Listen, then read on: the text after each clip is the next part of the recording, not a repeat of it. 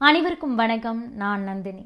உலகில் முதன்முறையா America Russia கிட்ட இல்லாத 6th ஜெனரேஷன் ஏர்கிராஃப்டை சீனா தயாரித்து வானில் பறக்க விட்டுருக்காங்க. இது தொடர்பான வீடியோ தற்போது இணையதளங்களில் வெளியாகி இருக்கக்கூடிய நிலையில் சீனாவுடைய இந்த நடவடிக்கை ஒட்டுமொத்த உலக நாடுகளையும் திரும்பி பார்க்க வச்சிருக்கு. குறிப்பாக நம்ம நாடு விமானத்துறையில் இன்னுமே சிறப்பாக செயல்பட வேண்டிய ஒரு கட்டாயத்துக்கு தள்ளப்பட்டிருக்கு அப்படின்னே சொல்லலாம். சீனா உருவாக்கி இருக்கக்கூடிய அந்த ஒயிட் எலிஃபண்ட்னு சொல்லப்படக்கூடிய 6th ஜெனரேஷன் போர் விமானம் அந்த நாட்டுடைய தலைநகர் பெய்ஜிங்கிலிருந்து 6253 கிலோமீட்டர் தொலைவில் இருக்கக்கூடிய நம்ம இந்தியாவோட அருணாச்சல பிரதேசத்துக்கு வெறும் 1 மணி நேரத்தில் வந்துவிட முடியுமா? இந்த பகுதியில் எல்லை பிரச்சனை இருக்கக்கூடிய நிலையில் சீனாவுக்கு பதிலடி கொடுக்கறதுக்கு இந்திய விமானப்படையும் அதிநவீன விமானத்தை உருவாக்கிட்டு தான் இருக்காங்க. அது பற்றி நாம் இப்போ விரிவாக பார்க்க போகிறோம். இப்போதைய சூழலில் இராணுவம், கடற்படை, விமானப்படைன்னு சொன்னாவே தலை சிறந்த நாடு அமெரிக்கா அப்படின்னு தான் சொல்லுவாங்க. ஏன்னா அமெரிக்காங்கிறது கடந்த 1945ஆம் ஆண்டிலேயே விமானம் மூலமாக அணுகுண்டு வீசி ஜப்பானுடைய ஹிரோஷிமா நாகசாகியை அழிச்சிருக்கு. இது இல்லாமல் இப்போது வரைக்குமே உலகின் பல்வேறு நாடுகளில் போர்களில் அமெரிக்கா தன்னுடைய விமானப்படை மூலமாக வெற்றியை வசமாக்கிக்கிட்டு இருக்கு. குறிப்பிட்டு சொல்லணும் அப்படின்னா வியட்நாம் போர்லேருந்து ஈராக் மற்றும் ஆப்கானிஸ்தானோட அந்த உள்நாட்டு போர் வரைக்குமே அமெரிக்கா தன்னுடைய அந்த ஏர்ஃபோர்ஸ் மூலமாக எதிரிகளை கொன்று குவிச்சிருக்காங்க. இதனால தான் அமெரிக்கா ஏர்ஃபோர்ஸ் அப்படின்னாவே ரொம்ப சிறந்து விளங்குறாங்க அப்படின்னுட்டு நம்பப்பட்டுக்கிட்டு இருக்கு. இதற்கு அடுத்தபடியாக ரஷ்யா, அதுக்கப்புறமா சீனா, இந்த நாடுகளுடைய விமானப்படையும் ரொம்ப பயங்கரமாகவே இருக்காங்க. இந்த அமெரிக்கா, ரஷ்யா, சீனா உள்ளிட்ட 3 நாடுகளுமே 5th ஜெனரேஷன் போர் விமானங்களை வச்சுக்கிட்டு இருக்காங்க. அமெரிக்கா கிட்ட லாக்ஹீட் மார்டின் F-22 ராப்டர், அது போக லாக்ஹீட் மார்டின் F-35 லைட்டனிங் 2 ஆகிய அந்த 5th ஜெனரேஷன் போர் விமானங்கள் இருக்கு. இதுவே நம்ம ரஷ்யாவை எடுத்துக்கிட்டோம்னா MiG-31, சுகை 75ன்னு 5th ஜெனரேஷன் விமானங்கள் இருக்கு. இதுவே சீனாவை எடுத்துக்கிட்டோம்னா செங்ட் J-20, சன்யாங் J-35 இதெல்லாம் 5th ஜெனரேஷன் போர் விமானங்களாக இருக்கு. இந்த நாடுகள் யாருக்கிட்டையுமே பார்த்தீங்கன்னா இந்த 6th ஜெனரேஷன் போர் விமானங்கள் அப்படிங்கிறது கிடையாது. இந்த விமானங்களை தயாரிக்கிறதுக்கான பணிகளில் அந்தந்த நாடுகள் ரொம்ப வருஷமாகவே ஈடுபட்டுக்கிட்டு இருக்காங்க. இந்த நிலையில தான் தற்போது உலக நாடுகள் அனைத்துக்குமே சீனா ஒரு அதிர்ச்சி அளிக்கக்கூடிய விஷயத்தை பண்ணியிருக்காங்க. அதாவது உலகிலேயே முதன்முறையாக 6th ஜெனரேஷன் போர் விமானத்தை வானில் பறக்க விட்டு சோதனை பண்ணியிருக்காங்களாம் சீனா. அதாவது சீனாவில் போர் விமானங்கள் மற்றும் ட்ரோன்கள் தயாரிக்கக்கூடிய அந்த செங் விமான நிறுவனத்தோட விமான தளத்துடைய மேற்பகுதியில் இந்த 6th ஜெனரேஷன் போர் விமானம் பறக்க விடப்பட்டு சோதனை செய்யப்பட்டிருக்கு. இது தொடர்பான வீடியோக்கள் தான் தற்போது சோஷியல் மீடியாவில் பரவிக்கிட்டு இருக்கு. இதன் மூலமாக மொத்த உலக நாடுகளுக்கும் சீனா அதிர்ச்சி கொடுத்துருக்காங்களாம். அதோட விமான தொழில்நுட்பத்தில் அமெரிக்கா, ரஷ்யாவை தாண்டி முன்னணியில் இருக்கிறது சீனா இதன் மூலமாக உணர்த்தி இருக்கிறதா அங்கே இருக்கக்கூடிய எக்ஸ்பர்ட்ஸ் சொல்கிறாங்க. தற்போது வெளியாகி இருக்கக்கூடிய வீடியோவில் மொத்தம் 3 விமானங்கள் பறக்குது. அதாவது 6th ஜெனரேஷன் போர் விமானம் வானில் பறக்கும்போது அதனுடைய பின்னணியில் 2 புறமும் சீனாவுடைய 5th ஜெனரேஷன் போர் விமானமான செங்ட் J-20 பறந்து போகுது. இருந்தாலும் அந்த 6ஆம் தலைமுறை விமானத்துக்கு வைக்கப்பட்டிருக்கக்கூடிய பெயர், அதில் இருக்கக்கூடிய அந்த ஸ்பெசிஃபிகேஷன்ஸ் அண்ட் டீட்டெயில்ஸ் எதையுமே சீனா இதுவரைக்கும் வெளியிடலை. சும்மா சொல்கிறாங்க ஒயிட் எலிஃபண்ட் அப்படிங்கிறது மட்டும் அவங்க அந்த பேரை குறிப்பிடுறாங்க. இந்த விமானத்தை இதுவரைக்கும் சீனா பொதுவெளியில் அறிமுகப்படுத்தவே இல்லை. அதனுடைய தகவல்களை ரொம்பவே ரகசியமாக வச்சுக்கிட்டு இருக்காங்க. இருப்பினும் தற்போது வெளியான வீடியோவில் இருக்கக்கூடிய அந்த விமானத்தை வைத்து விமானம் மற்றும் பாதுகாப்புத்துறை எக்ஸ்பர்ட்ஸ்லாம் என்ன சொல்கிறாங்கன்னா, கண்டிப்பாக அது சீனாவுடைய 6th ஜெனரேஷன் போர் விமானமாக தான் இருக்கும் அப்படின்னு சொல்லிட்டு அதனுடைய டீட்டெயிலெல்லாம் சொல்லிட்டு இருக்காங்க.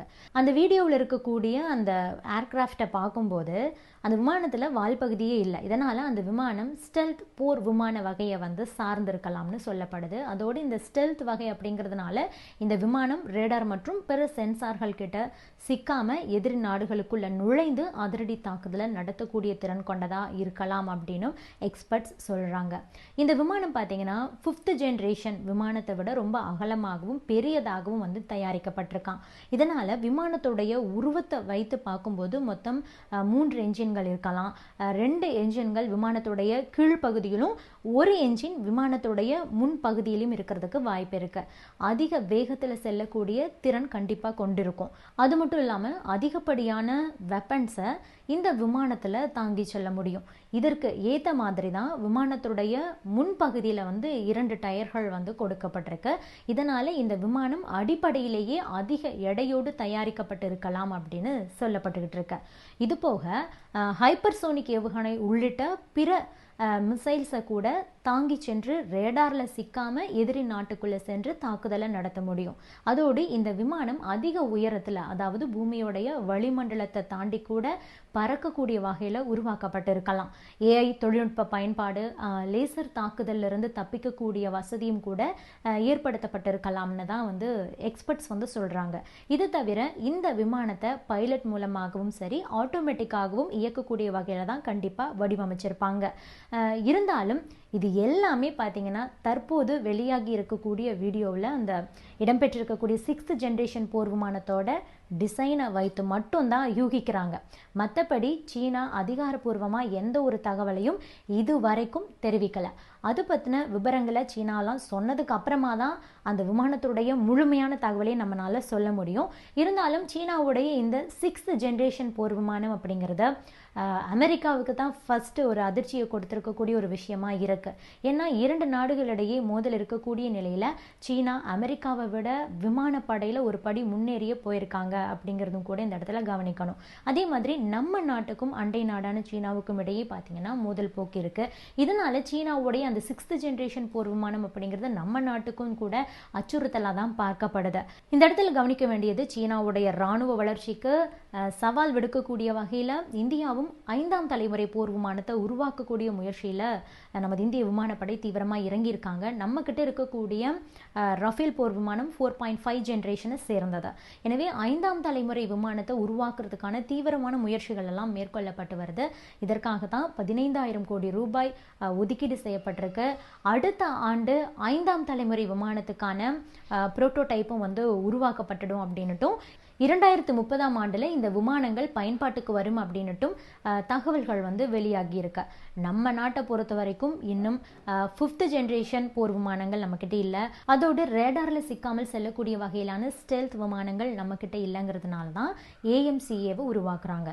அட்வான்ஸ்டு மீடியம் காம்பேக்ட் ஏர்கிராஃப்ட்ங்கிறதோடைய சுருக்கம் தான் AMCA. இது ஒரு மல்டிரோல் போர் விமானம். இதை தயாரிக்கிறதுக்கு தான் அந்த 15,000 கோடி ரூபாயை வந்து ஒதுக்கியிருக்காங்க. அதற்கான டிசைன் உள்ளிட்ட பணிகள் தற்போது தொடங்கிடுச்சு. ஆனால் சீனாவை பாருங்க 6ஆம் தலைமுறை விமானத்தை தயாரிச்சிட்டாங்க. இது நம்ம நாட்டுக்கு கொஞ்சம் பின்னடைவாகவும் கூட பார்க்கப்படுது. மொத்தத்தில் சீனா தன்னுடைய அந்த 6th ஜென்ரேஷன் போர் விமானம் மூலமாக அமெரிக்கா, ரஷ்யா, இந்தியா உள்ளிட்ட அனைத்து நாடுகளையும் திரும்பி பார்க்க வச்சிருக்காங்க. சீனாவுடைய இராணுவத்தை ஒப்பிடும்போது இந்தியா கொஞ்சம் பின்தங்கி தான் இருக்காங்க. ஆனாலும் கூட சீனாவை விட பல மடங்கு வேகத்தில் நம்ம நாடும் பார்த்தீங்கன்னா அந்த டெவலப்மெண்ட்ஸ் வந்து பண்ணிட்டு தான் இருக்காங்க. இதில் கவனிக்க வேண்டியது சீனா தற்போது உருவாக்கி இருக்கிற அந்த 6th ஜென்ரேஷன் போர் விமானம் இருக்கு இல்லையா, அது எந்த அளவுக்கு நம்பகமானது அப்படிங்கிறது தெரியாது. ஏன்னா அமெரிக்கா, ரஷ்யா தங்களுடைய விமானங்களை எல்லாம் பார்த்தீங்கன்னா பொதுவெளியில் அறிமுகப்படுத்திட்டாங்க. ஆனால் சீனா இன்னும் அந்த மாதிரி செய்யவே இல்லை. ஆக இதற்கான அர்த்தம் சீனா தன்னுடைய தயாரிப்பில் இன்னுமே முழுமை அடையவில்லை அப்படிங்கிறது தான். சீனா அந்த முழுமையை எட்டுறதுக்குள்ளாகவே இந்தியா வந்து பதிலடி கொடுக்கறதுக்கு தயாராகிடுவாங்க. ஆக சீனா தயாரிச்சிருக்கிறது ஒயிட் எலிஃபண்டா இல்லை புலி வருது கதையா அப்படிங்கிறத வந்து நாம் பொறுத்திருந்து தான் பார்க்கணும். ஆக இந்த விஷயங்கள் எல்லாமே நமக்கு அடுத்தடுத்த ஆண்டுகளில் அதனுடைய திறன் எப்படி இருக்குது, நம்ம இந்தியாவுடைய டெவலப்மெண்ட்டும் எந்த மாதிரி இருக்குது அப்படிங்கிறது நமக்கு தெரிய வரும். இது பற்றி நீங்கள் என்ன நினைக்கிறீங்க? உங்களுடைய கருத்துக்களையும் பதிவு பண்ணுங்கள்.